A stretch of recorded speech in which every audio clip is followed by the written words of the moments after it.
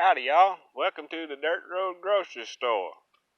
I want to talk to you today about installing an electric fence and the important points of it and how to do it easily or more easily and make it work to protect your home garden.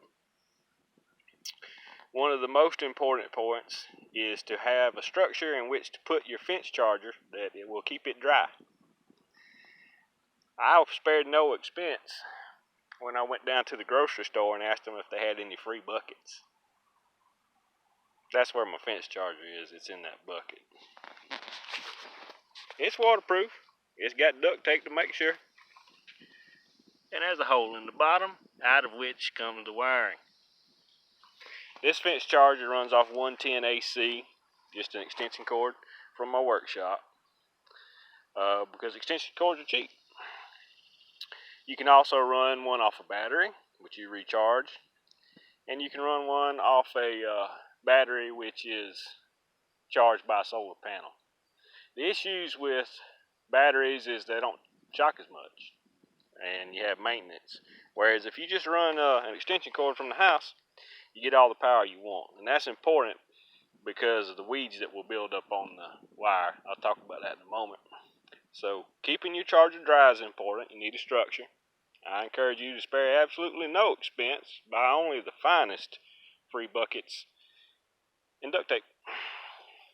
The other important thing to think about is grounding it. You have to ground it well. This is a small fence. This is a small garden. I've got two grounding rods.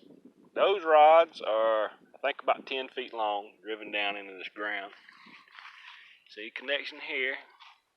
I used two because I wanted it to shock hard. You want it to shock hard because you want it to repel animals, and also it needs to burn off vegetation that lands on it. You'll spend a lot of time trying to keep all the weeds off of the wire if you don't have a fence that can just burn through.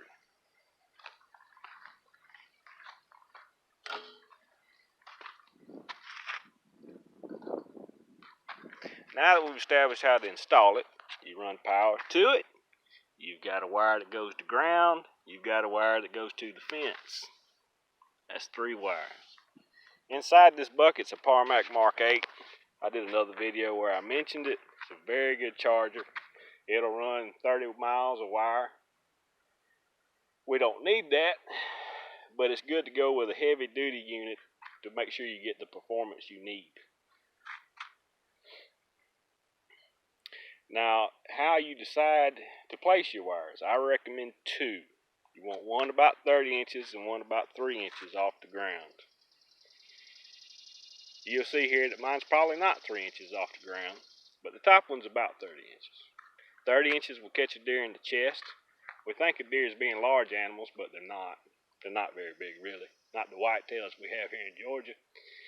And then the wire that's supposed to be at 3 inches will catch your rabbits and squirrels, big rats, anything small. It's a problem, the bottom wire. The top wire, you don't have to do anything with. You put it up, it'll shock through wet vegetation. The bottom wire, you have to keep up. And in fact, some parts of the year, I don't run one because it's such a hassle. When it rains, and it rains a lot in the afternoon here in the summertime, and it gets wet vegetation on it, it'll short off and shock constantly. And trip the breaker at the house. It's just, that might happen once a week. But it's important because when you have watermelons, you get rats. We do. When you have corn, you get squirrels and coons. Coons are very destructive. I think coons destroy things for fun. And then you get rabbits and stuff. Rabbits aren't really a problem around here. We got plenty of coyotes and foxes. So that bottom wire, it should be 3 inches. If you can pull it off, is great. And then you're going to have issues with maintaining and keeping the vegetation off of it. That's why mine's not actually 3 inches. And also, well, I may not keep that thing running. I may disconnect the bottom wire before long because we're not going to need it so much. It just depends on how things go. So, this is supposed to be a short video. And that's about all I got to tell you, except for how easy it is to put the fence up. I cut a couple of cedar fence posts from my gate. Those aren't necessary. You can tell this fence is rather old, and it's overbuilt. So gradually over time, as the fence post rotted out, I just replaced with these fiberglass rods. It's very easy to set your depth. You just put a cap on, hammer it down, and slide that bottom connector. You can get these at the place where you buy your fence wire. This is a roll of aluminum fence wire, quarter-acre garden with 2 wires. Used 1 roll of wire. Now you need to walk your wire, try to walk your wire, at least look at it, maybe daily. This bottom wire will trap small animals under it. They hit it and they can't get away. And if you don't check once in a while, you're going to find dead turtles and such. And I try not to kill anything unnecessarily. Top wire will catch you deer. You'll find when a deer got in it, because it'll probably be pulled down and broken. They get in it, get wrapped up in it, lose their mind. You can tell by the tracks, they just flip out.